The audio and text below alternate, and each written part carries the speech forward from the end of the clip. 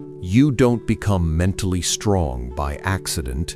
You become strong when life stops feeling comfortable. Right now, you say you want discipline, but your actions say you want ease. You waste hours scrolling. You avoid hard work. You quit the moment things feel uncomfortable. And slowly, without noticing, you train your mind to stay weak. But here is the truth.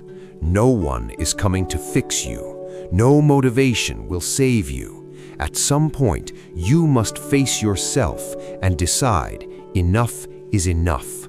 Start doing what weak men avoid. Wake up when you don't feel like it. Work when you are tired. Stay consistent when results are invisible.